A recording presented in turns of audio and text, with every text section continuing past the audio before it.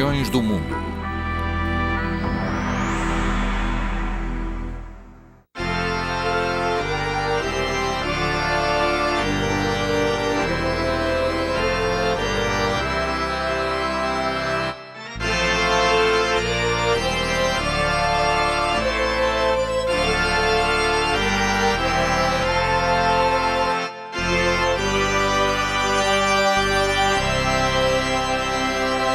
Protestantismo. Porque não me envergonho do Evangelho de Cristo, porque nele está o poder de Deus que salva todos aqueles que acreditam, primeiro os judeus, mas também os gregos. Porque no Evangelho está a probidade da revelação de Deus em todas as crenças. Como está escrito, os justos viverão pela fé. As it is written, the just shall live by faith.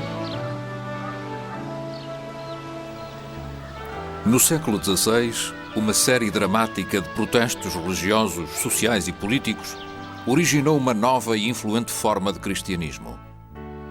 Depressa se tornou o terceiro grande ramo da mais importante religião da Europa, aparecendo como rival do catolicismo e da Igreja Ortodoxa. O cristianismo protestante viria a espalhar-se pelo mundo inteiro naquilo que se tornou um dos maiores movimentos religiosos da história. Protestantismo, ou cristianismo protestante, deriva de protestação, o documento de protesto emitido em 1529 por 6 príncipes alemães, em representação das 14 cidades do sul da Alemanha. O objetivo dessa aliança era a revolta contra as decisões religiosas da Dieta Imperial de Speyer, que havia tentado unificar os territórios do Sacro Império Romano, a Suíça, a Áustria e a Alemanha, exigindo a uniformidade do culto. Os documentos declaram 2 princípios que estão na base do entendimento protestante do cristianismo.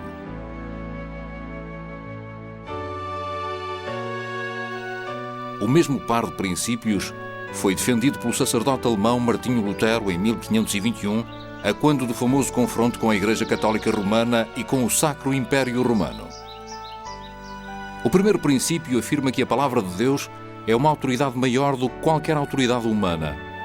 O segundo afirma que apenas a consciência justifica a oposição a determinados decretos da Igreja. Na cidade de Worms, um grupo de governantes e líderes religiosos reuniram-se naquilo que ficou conhecido como a Dieta de Worms. Intimaram Lutero a comparecer e a retratar-se dos seus princípios. O confronto entre Lutero e a Igreja Católica Romana levaria 8 anos depois à protestação.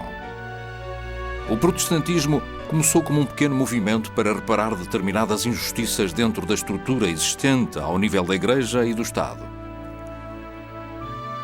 Mesmo depois de apelar à interpretação pessoal, em substituição da autoridade da Igreja, Lutero advertiu alguns dos seus seguidores mais radicais de que não poderia ser autorizada qualquer teologia.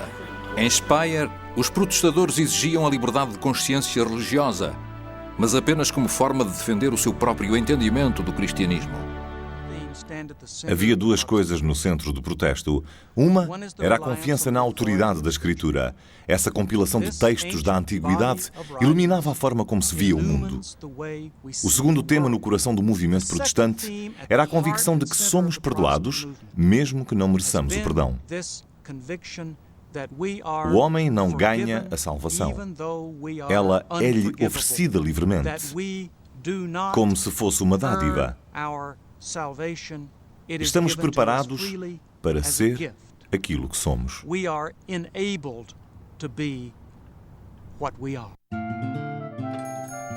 A invenção da imprensa, cerca de um século antes, tornou o acesso à Bíblia muito mais fácil. Muitos cristãos queriam agora decidir por eles próprios aquilo que significava a Escritura. Apesar dessas desavenças, a primeira geração de cristãos protestantes exigia que os seus seguidores aceitassem várias convicções teológicas comuns. Centravam-se naquilo que achavam serem os erros da Igreja. A Confissão de Genebra declarou que, centrando-se apenas na glorificação de Deus, os protestantes não sucumbiriam à glorificação das coisas humanas, que se tinham tornado tão proeminentes na Igreja Católica Romana. A reforma no Sacro Império Romano depressa se dividiu em 2 fações, uma liderada por Lutero, no norte, e a outra por Ulrich Zwingli, no sul. O único ponto comum a essas duas fações protestantes era a divergência mútua. Um outro princípio protestante era o sacerdócio universal dos crentes. Isso não significava que não deveria haver sacerdotes, nem que as hierarquias sociais devessem ser abolidas. O sacerdócio universal dos crentes significava que todas as pessoas tinham acesso imediato a Deus. Não precisavam de recorrer a um padre. Lutero fez uma afirmação semelhante ao proclamar que todos os cristãos eram sacerdotes. Assim, cada indivíduo tinha o direito e até a obrigação de se preocupar com aquilo que estava certo ou errado na sua fé. Os leigos não deviam, por isso, ser desencorajados por aqueles que reclamassem para si essa tarefa, enquanto especialistas. Lutero tinha um interesse especial por examinar a natureza da vida religiosa, talvez porque tinha sido monge. Argumentava agora que todo o trabalho honesto feito ao serviço de Deus tinha o estatuto de vida sagrada. Isso também significava que todas as vocações eram iguais aos olhos de Deus. No entanto, a nova atenção protestante dada à Bíblia provocou o eclodir de uma outra implicação. A Bíblia tinha sido traduzida nas línguas do povo e impressa e distribuída para ser lida e interpretada. Os protestantes referiam-se à Bíblia como a fonte e a autoridade da fé e viam-na como um livro para o povo, o centro da devoção pessoal e coletiva no culto. Mas havia um problema. Uma vez que os protestantes afirmavam que todas as pessoas na igreja eram sacerdotes, por que razão deveria haver uma designação especial? A maioria destes primeiros reformistas acreditava que os sacerdotes, ou padres, deviam ser escolhidos para efetuarem determinadas tarefas. A Bíblia devia agora ser compreendida e não dramatizada. Tornou-se mais importante do que nunca que as pessoas leigas soubessem ler e que fossem educadas nos princípios básicos da fé. A tarefa dos sacerdotes não era tanto conduzir um ritual formal, mas interpretar a palavra ou proclamar o Evangelho. O sermão tornou-se o acontecimento central do culto. Em meados do século XVII, alguns grupos, como os Quakers, opunham-se à chamada contratação de sacerdotes, que aceitavam um pagamento pelos seus serviços. Queixavam-se de que isso separava os sacerdotes da comunidade de leigos. Depois das lutas, dos conflitos e dos debates das primeiras décadas da Reforma, emergiram 4 formas institucionais distintas de protestantismo. São elas os movimentos luterano, reformista, radical e anglicano. Estes movimentos protestantes apareceram primeiro na Europa e depois na América e noutras partes do mundo. O primeiro dos movimentos protestantes foi a tradição luterana. O luteranismo começou quando o sacerdote católico Martinho Lutero, em 1517, afixou às portas da igreja de Wittenberg, na Alemanha, uma lista de 95 teses. Lutero partiu da sua própria experiência tortuosa para chegar a um novo entendimento da fé. Ele insistia que nós, os humanos, não conseguimos ser justos por nós mesmos e que a justiça vem apenas de Deus pelo perdão dos pecados. Em relação ao culto, Lutero manteve mais elementos da tradicional missa católica do que outros grupos protestantes. Ele acreditava que alguns desses rituais representavam uma tradição antiga e honrada. No entanto, a doutrina católica da transubstanciação, segundo a qual, durante a comunhão, o pão e o vinho se transformam literalmente no corpo e no sangue de Cristo, foi substituída por Lutero por uma doutrina de presença real. Essa doutrina afirma que o pão e o vinho não são alterados metafisicamente, mas que Jesus está realmente presente durante a Eucaristia. Lutero baseou a sua tese na declaração feita por Jesus durante a última ceia, quando ele partiu o pão e disse: "Isto é o meu corpo." Lutero tomou em consideração os 2 sacramentos do batismo e da Eucaristia, mas os outros 5 sacramentos católicos, da confirmação, da penitência, da extrema-unção, da ordem e do matrimónio, ou foram abandonados ou reduzidos a um estatuto inferior, abaixo do de sacramento. Lutero defendia que Jesus não os tinha instituído e que lhes faltava a promessa da graça. Baseado na mesma teoria, Lutero aboliu também os símbolos de devoção da Igreja Católica Romana incluindo o purgatório, a panóplia de santos e o tesouro da virtude. Ele achava que esses símbolos não tinham fundamentação bíblica. Ulrich Zwingli era um meticuloso sacerdote político. Patriota suíço empenhado, defendia os direitos do seu cantão contra as invasões de autoridades políticas e eclesiásticas externas. Quando Zwingli assumiu o cargo de pastor do Grande Ministério de Zurique, em 1519, chamou a atenção declarando que pregaria sempre a partir do Novo Testamento. Zwingli afirmava que iria testar toda a devoção religiosa apenas através da autoridade da Escritura. Isso levou-o a insurgir-se contra várias práticas católicas tradicionais, tais como o jejum, a oração aos santos, a doutrina do purgatório e a obrigação de pagar dízimos. O Concílio de Zurique obrigou a um confronto público entre Zwingli e os representantes do bispo. Nessa ocasião, Zwingli escreveu 67 artigos, vários deles subordinados ao tema da ausência de regras e restrições eclesiásticas. A variação de Zwingli acabaria por se tornar um modelo para as igrejas reformistas. Contrariamente à abordagem de Lutero, Zwingli afirmava que a igreja devia apenas fazer o que é descrito nas Escrituras. Não podia simplesmente ignorar o que era condenado. Diversas igrejas reformistas aplicaram de várias maneiras esse princípio mais rigoroso, mas no final eliminaram muito mais aspectos da liturgia católica tradicional do que os luteranos. Antes da Reforma, a arte era muito importante nas igrejas. Muitas pessoas não conseguiam perceber a linguagem das cerimónias religiosas, então sentavam-se no santuário sem realmente perceber o que se estava a passar e não participavam no serviço. Mas podiam admirar a arte, podiam olhar para os vitrais, para as pinturas e para as estátuas, que se tornaram muito importantes para essas pessoas. Infelizmente, houve uma altura em que a arte se tornou mais importante do que o acontecimento que representava. Esse foi um dos aspectos da Reforma. Queriam evitar o facto de se adorar a obra de arte e não o seu tema. Infelizmente, muitas obras de arte maravilhosas foram destruídas durante a Reforma. Houve quem argumentasse que a única maneira de evitar o problema era destruir todas as obras de arte. Foi a parte mais triste. A tradição reformista também procurou encontrar um modelo bíblico apropriado para organizar o governo da Igreja. João Calvino, um sacerdote francês de Genebra, encontrou o seu modelo numa hierarquia dividida em 4, que ele afirmava ter sido instituída por Jesus. As 4 ordens eram os pastores, os doutores, ou aquilo a que chamaríamos professores, os anciãos e os diáconos. Muitas diferenças teológicas impediram os luteranos e a comunidade reformista de cooperarem mutuamente sob a tutela comum do protestantismo. A maior divergência estava na Eucaristia.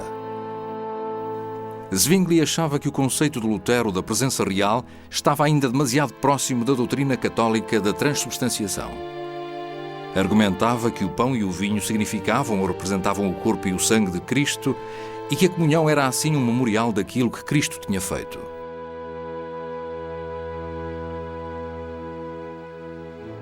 Zwingli achava que a Eucaristia era claramente secundária em comparação com o serviço da palavra.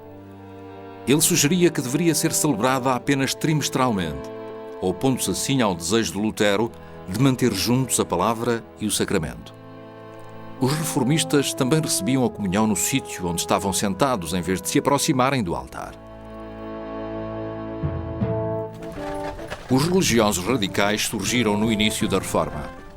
Esse grupo representa um terceiro ramo do movimento protestante. Há 4 tipos distintos de radicais: os teocratas revolucionários, os espiritualistas, os antitrinitários e os anabatistas. Os teocratas revolucionários e os espiritualistas surgiram no início da Reforma Alemã. Thomas Müntzer afirmava ter recebido uma revelação que supostamente transcendia a Escritura e acreditava que essa revelação seria cumprida na história. Müntzer exigia a separação dos eleitos dos ateus. Declarou que os princípios cristãos deviam pegar na espada e restabelecer a lei de Deus. Durante mais de um século, Müntzer seria um símbolo tanto dos protestantes como dos católicos romanos, de tal forma que os radicais chegaram a estabelecer laços perigosos nos seus esforços para derrubar a sociedade existente. O terceiro grupo de reformistas radicais eram os antitrinitários. No século XVI, o mais famoso foi Miguel Servato, um físico e filósofo espanhol. Preso em Genebra em 1553 pelas autoridades civis, Servato foi julgado por heresia e condenado à morte. A sua execução foi importante para o autoentendimento dos protestantes, conduzindo a um debate sobre a essência da fé. A sua execução produziu também uma liberdade religiosa defensiva que se revelaria crucial para os futuros protestantes. Calvino participou na condenação de Servato à fogueira e para ele a sua execução foi o triunfo da verdade sobre a heresia. O termo anabatista é ainda ocasionalmente usado para designar vários desses grupos radicais, mas refere-se mais propriamente a um pequeno grupo cujos membros pretendem restaurar o padrão de vida apostólica que existia nas primeiras comunidades cristãs. O termo anabatista foi na realidade inventado pelos oponentes a esses grupos. Significa rebatismo e é usado para designar grupos que acreditam que o batismo não é para as crianças. Os anabatistas acham que o batismo é apenas destinado àqueles que podem professar a sua fé. Os mais significantes são os irmãos suíços, os menonistas e os luteritas. Os menonistas, cujo nome deriva do seu antigo líder e sacerdote Menno Simons, foram fundados nos Países Baixos e norte da Alemanha depois de 1540. Na América do Norte, os descendentes dos menonistas incluem algumas comunidades Amish nas zonas rurais de vários estados e no oeste do Canadá. Durante os séculos XVI e XVII, os anabatistas foram presos, desterrados ou executados. Os números variam. As razões legais para essas perseguições eram a violação da lei civil, a rebelião e a heresia. Essa perseguição foi suficientemente extensa para criar entre os anabatistas o sentimento de serem uma igreja mártir. É impossível para os batistas documentar a sua história. A documentação é difícil quando se trata de um grupo perseguido. Acabamos por ser postos de lado.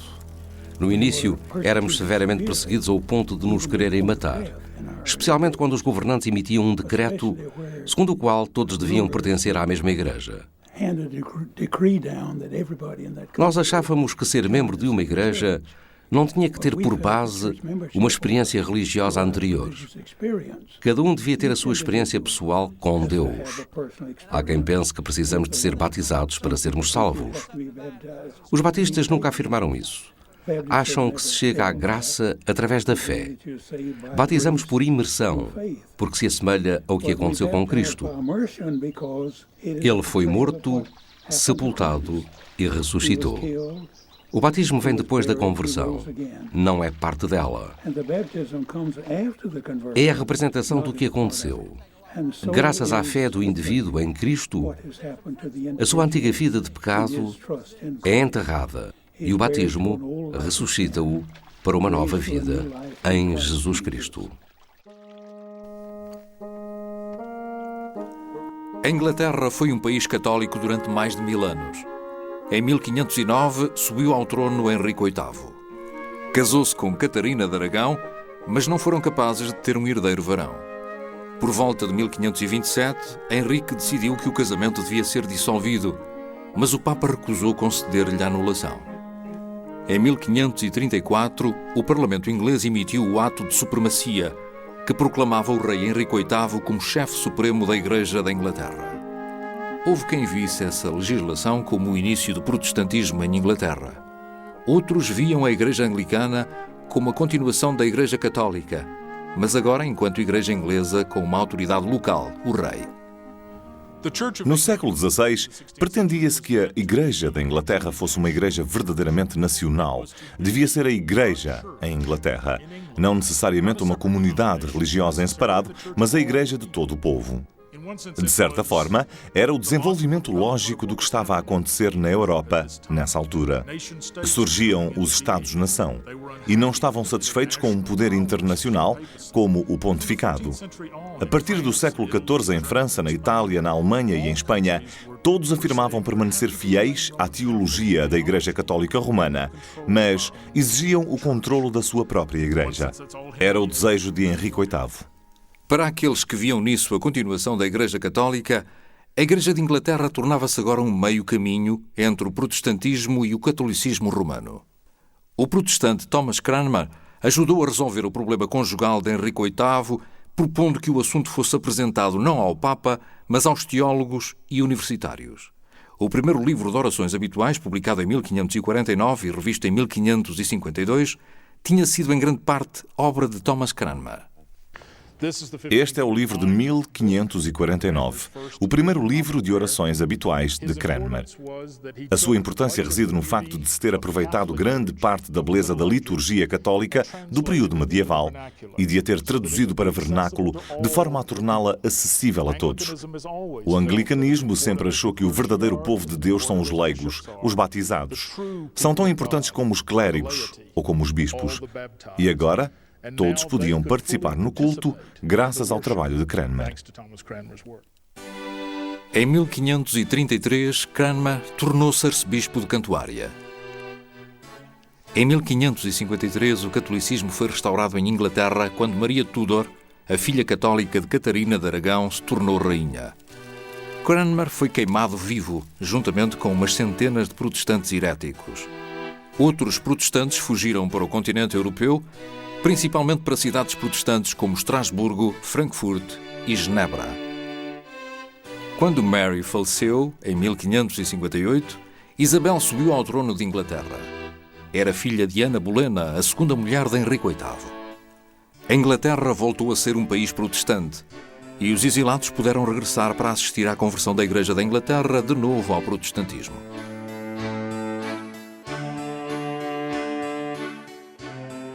Entre os dissidentes do modelo anglicano estava um grupo a quem chamavam puritanos. O puritanismo nascera em parte de uma disputa sobre o governo da Igreja. Uma disputa inicial envolvia o uso contínuo de paramentos ou casulas usados pelos sacerdotes nos serviços religiosos. Um dos símbolos distintivos do bispo é o báculo ou bastão episcopal. O bispo é o principal pastor do povo. A ideia do báculo é ser um símbolo de autoridade. Ao ser o principal pastor da Igreja, o bispo tem o poder de salvar aqueles que precisam da salvação. Alguns bispos, ao longo dos anos, não deixaram de lembrar que o seu bastão tinha a outra extremidade aguçada. Sempre que necessário, o bispo podia dar uma espetadela a quem precisasse. Alguns desses puritanos ingleses podiam ser chamados presbiterianos. Os puritanos preocupavam-se muito com a seriedade do pecado, com a sua reparação e com a necessidade de Deus concretizar a conversão das almas individualmente. Estavam convencidos de que a verdadeira Igreja de Deus não tem bispos e limitavam-se a ter um pastor instruído para a proclamação da palavra através da pregação. Mais tarde, os puritanos passaram a ser chamados independentes e depois congregacionistas. Alguns desses independentes praticavam o batismo de crentes adultos, acabando por se tornar conhecidos como batistas. A Igreja Oficial e o Estado de Inglaterra juntaram-se para resistir a esses críticos, perseguindo muitos deles. Depois da Reforma Protestante, um período de consolidação começou a delinear as fronteiras teológicas e políticas da Europa. Em 1555, a Paz de Augsburgo pôs fim à guerra entre os exércitos luterano e católico do Sacro Imperador Romano Carlos V. Isso possibilitou que cada um dos governantes dentro do Império determinasse se o seu território seria luterano ou católico. Não era permitida nenhuma outra religião. Em França, os frequentes conflitos religiosos terminaram com o Édito de Nantes, em 1598. Esse édito concedeu um determinado grau de liberdade religiosa aos protestantes franceses, chamados huguenotes, mas foi abandonado quase um século depois. Os huguenotes foram forçados a retirar-se para as montanhas ou então a emigrarem. No começo do século XVII, o rei Jaime VI da Escócia tornou-se Jaime I de Inglaterra e organizou uma conferência para resolver as disputas entre os bispos anglicanos e os reformistas. Embora a conferência não tenha conseguido resolver os problemas maiores relacionados com o governo da Igreja e com o culto, exigiu uma tradução oficial da Bíblia para ser usada em todas as igrejas britânicas. A chamada versão autorizada da Bíblia, mais conhecida como King James Version, apareceu em 1611. No século XVII, a Guerra dos 30 Anos decorreu nos territórios do Sacro Império Romano, terminando com a Paz de Westfália em 1648. O Império reconhecia agora as igrejas reformistas, além da católica e da luterana. As guerras civis inglesas, na década de 40, deram liberdade durante alguns anos aos presbiterianos, aos dissidentes independentes e aos Quakers. Fundados por George Fox, no final da década de 1640 e conhecidos como Sociedade dos Amigos entre os seus membros, os Quakers levaram a cabo várias condenações que foram consideradas demasiado radicais pelo resto da sociedade. Os Quakers defendiam que as práticas protestantes tradicionais, como o culto, o batismo e a Eucaristia, eram externas e deviam ser rejeitadas. Não autorizavam nenhuma hierarquia especial de ministros e, devido a isso, as mulheres chegaram a ter mais autoridade na sua comunidade do que em quaisquer outros grupos protestantes. Acreditavam na revelação imediata através do trabalho espiritual e da vida das pessoas crentes e viam a revelação bíblica como uma norma claramente secundária. Podia-se chegar a essa revelação através da luz interior que mostra Deus a todas as pessoas. As pessoas entram uma de cada vez ou com as famílias e sentam-se em silêncio. Este silêncio continua durante cerca de 1 hora, dependendo do que se está a passar e da forma como as pessoas se sentem. A ideia de que Deus habita em todas as pessoas começou com os Quakers. Tudo deriva desse conceito, incluindo a revelação contínua e a procura da verdade. Eu só me levanto e quebro o silêncio quando o meu coração se manifesta. Sei que tenho algo mesmo a dizer, mas frequentemente parece que há um espírito a mover-se entre nós. No decurso do século XVII, alguns protestantes reformistas e luteranos começaram a queixar-se do caráter da fé e da vida religiosa que tinha emergido dos esforços mútuos para definir a ortodoxia. Esses críticos foram chamados pietistas. O pietismo causou na prática uma grande atividade, inclusive em questões sociais como a educação, a ajuda aos pobres, a abolição da escravatura e a luta contra o alcoolismo. A experiência religiosa inglesa terminou em 1660, quando a monarquia foi restaurada com a subida ao trono de Carlos II e a religião anglicana foi rapidamente restabelecida. Os protestantes fora da Igreja da Inglaterra tornaram-se oficialmente conhecidos como dissidentes, e o Ato de Tolerância de 1689 permitiu que mantivessem os seus serviços de culto. A Renascença evangélica decorreu em circunstâncias relativamente diferentes na Europa continental, na Grã-Bretanha e nas suas colónias americanas. Um historiador identificou 4 características do evangelismo. Primeiro, o seu interesse na conversão ao cristianismo, baseado na tese de que as vidas precisam de ser mudadas. Segundo, a mensagem do Evangelho é expressa tanto no esforço pessoal como no social. Terceiro, também se respeita bastante a Bíblia. E por último, a forma como a religião evangélica encara o perdão dos pecados salienta que não é suficiente venerar Jesus como um líder espiritual. Os evangelistas proclamam que Jesus veio como Salvador, deixando de se sacrificar na cruz para expiar os pecados da humanidade inteira. Uma das formas mais importantes do cristianismo evangélico, no século XVIII, era o movimento metodista, fundado e liderado pelo sacerdote anglicano John Wesley. O entendimento do Wesley da mensagem cristã e da missão dos cristãos refletia os ideais pietistas em vários aspectos. O movimento metodista pretendia renovar as instituições existentes em vez de estabelecer uma nova instituição religiosa. Centrava-se nos leigos e salientava o crescimento na santidade mais do que na retitude teológica. Para Wesley, o centro do cristianismo é o amor a Deus e o amor ao próximo. A sua principal preocupação não era o entendimento intelectual da fé, na medida em que vivia essa fé exteriormente na vida das pessoas. Mas em vários aspectos, Wesley foi mais longe do que tinham ido os pietistas um século antes. Acreditava que cada ser humano tinha um papel na sua salvação. Isso significava que se opunha à doutrina da predestinação. Na questão da graça de Deus ser oferecida só a alguns ou a todos, Wesley lançou um desafio aos calvinistas.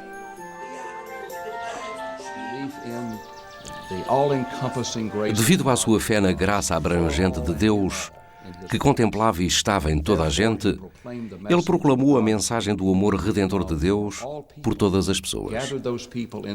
Juntou as pessoas em pequenos grupos, educou-as na fé e depois mandou-as para a América para continuar o movimento. Não tinha intenção de começar uma nova igreja. Estava apenas interessado em proclamar a santidade das Escrituras por todo o mundo. A pintura consagrada a Cristo foi feita com tanta pesquisa que é como se pudéssemos olhar para o final do século XVIII e ver John Wesley a mandar Thomas Coate para a América. A pesquisa é tão completa que até o Sol está na sua posição correta.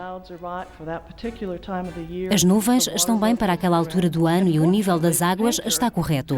Felizmente, o pintor pôde ir até a Inglaterra, observar esta área particular, estudá-la e depois retratá-la ao pormenor. Wesley formou pequenos grupos organizados de acordo com o sexo e o estado civil. Também desenvolveu uma organização de pregadores laicos para viajarem entre as comunidades metodistas. John Wesley morreu em 1791. Durante a sua vida, o movimento metodista tinha permanecido um ramo da Igreja Anglicana, mas depois da sua morte tornou-se gradualmente um grupo religioso autónomo. O típico culto protestante inclui a leitura da Bíblia, orações, sermões e cânticos feitos por toda a comunidade. No entanto, o que os protestantes cantam e o modo como o fazem tem mudado consideravelmente ao longo dos séculos. Durante o século XVI, os primeiros anos do protestantismo, os cânticos envolviam esquemas métricos.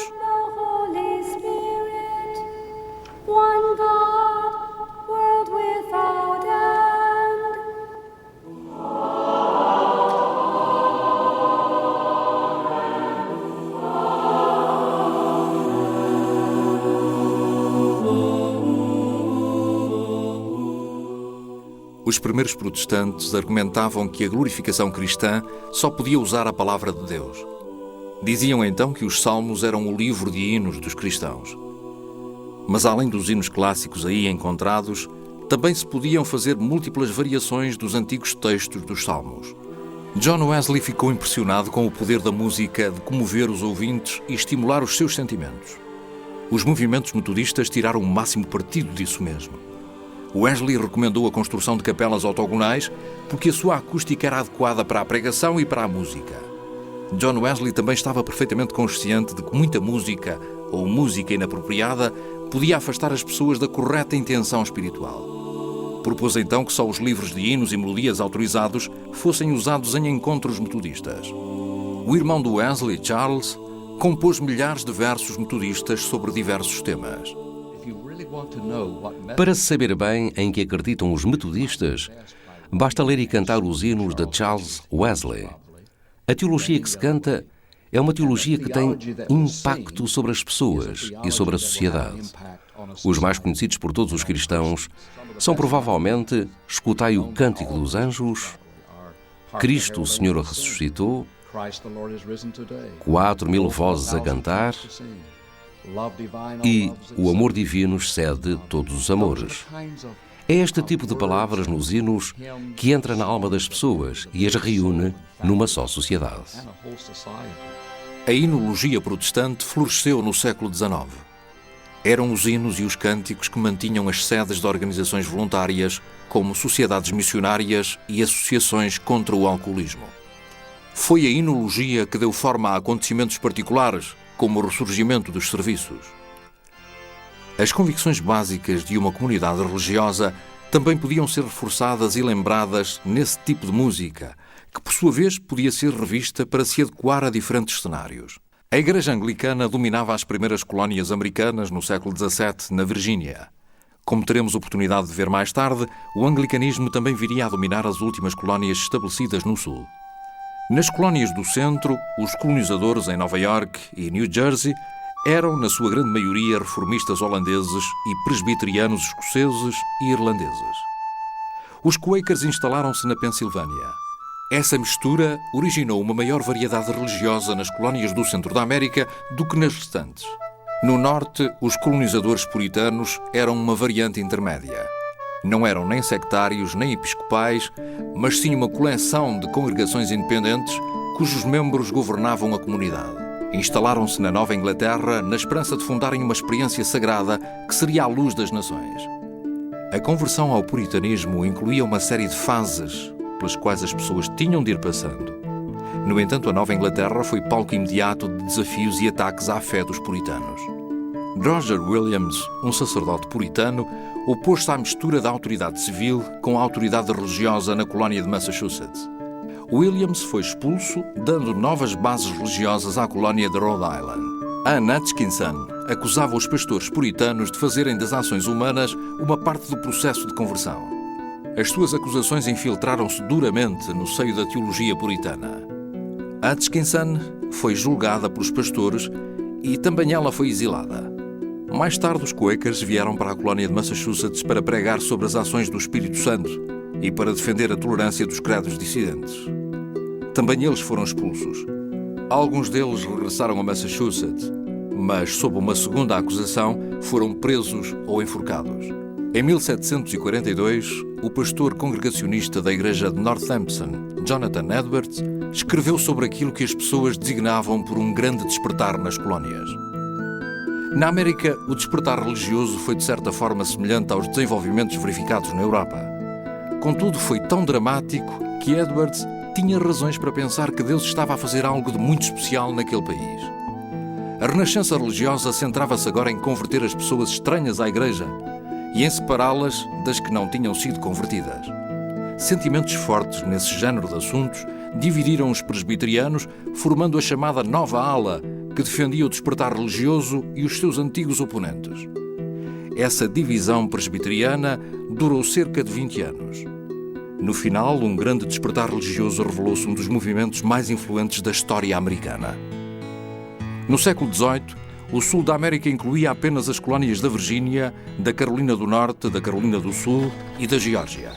Todas, à exceção da Virgínia, estavam escassamente povoadas. Mas as tradições que haviam começado no Sul acabaram por ter um impacto dramático no protestantismo americano. No Sul, os batistas e os metodistas chamavam-se irmãos e irmãs uns aos outros, aceitando a presença de escravos nas suas famílias religiosas. Centravam-se mais em questões de santidade pessoal, condenando frequentemente a dança e a bebida. Os habitantes do Sul tentaram reproduzir o estabelecimento religioso anglicano, o que acabaria por ficar conhecido nos Estados Unidos como Igreja Episcopal. O novo estilo religioso do despertar do século XVIII transformou o encontro entre as raças branca e negra da América. No Sul, o cristianismo evangélico abrigava geralmente todos os tipos e condições de pessoas, incluindo pregadores negros, que depois se tornaram líderes das comunidades batista e metodista em especial. Muitos evangelistas opunham-se à escravatura. No entanto, no início do século XIX, o evangelismo de raça branca afastou-se bastante das posições anti-esclavagistas e a vertente negra seguiu o seu próprio caminho. Em novembro de 1786, ocorreu a separação mais dramática da Igreja-mãe. A Igreja Metodista de São Jorge, em Filadélfia, surgiu quando Absalom Jones, William White e Richard Allen se ajoelharam junto ao altar para rezar. Os diáconos da Igreja, que eram predominantemente de raça branca, retiraram-nos dali à força. Os membros de raça negra da congregação, que ficaram muito ofendidos, abandonaram a igreja de uma forma bastante dramática. Foi deste episódio que, entre 1787 e 1791, derivou a Igreja Episcopal Metodista Africana, com o nome da primeira Igreja-mãe de Filadélfia.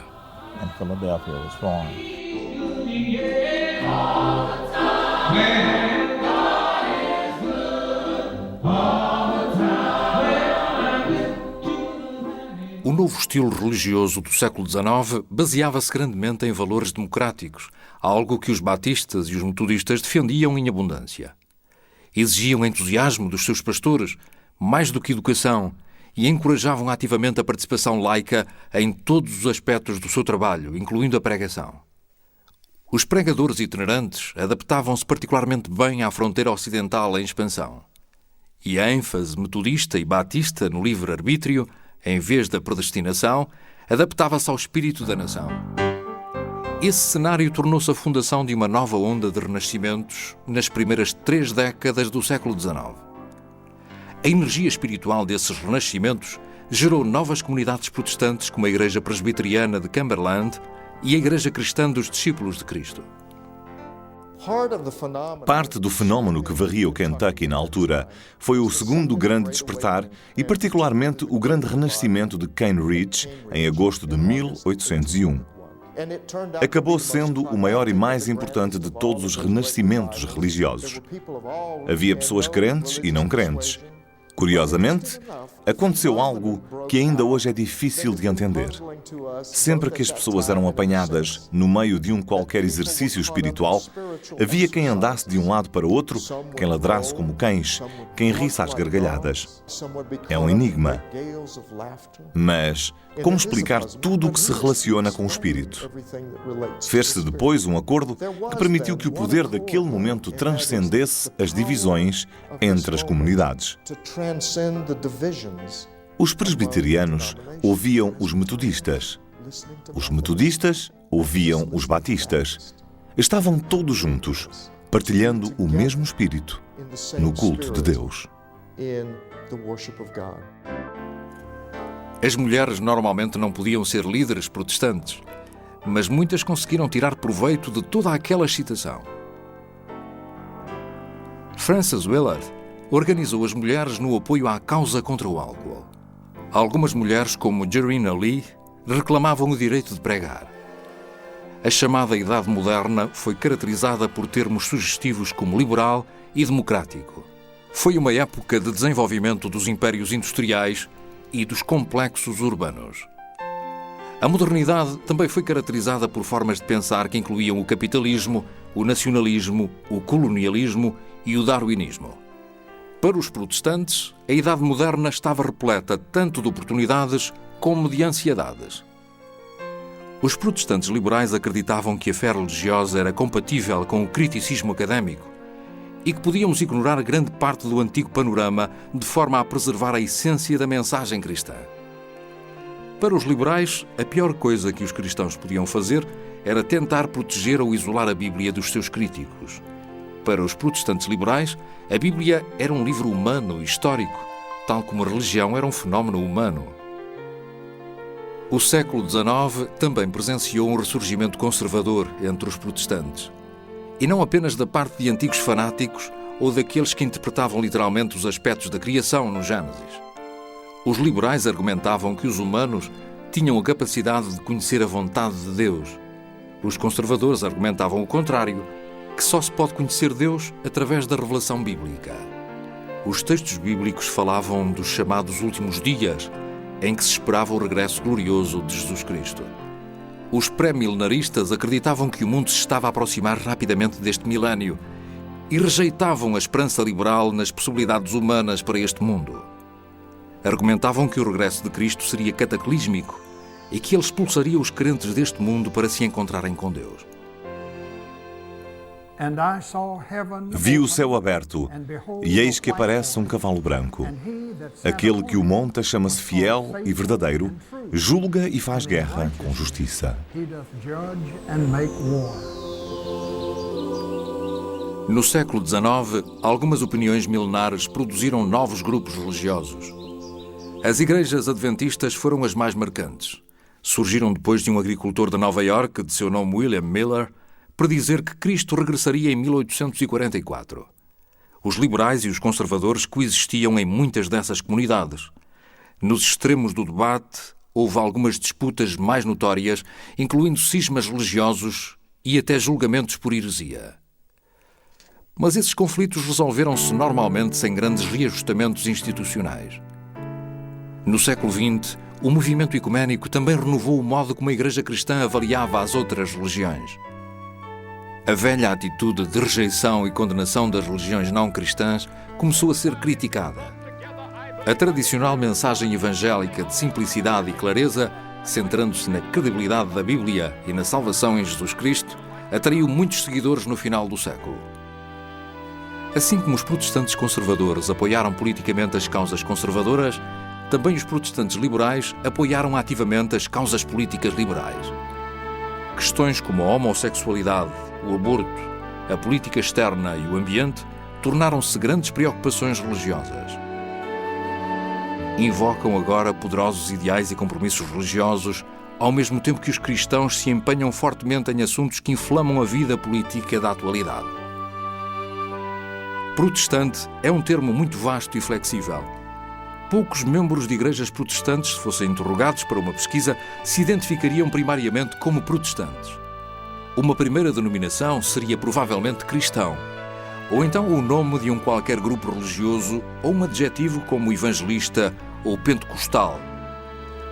Há muitos protestantes que têm opiniões diferentes acerca da natureza da igreja, do ministério, do culto e da autoridade religiosa.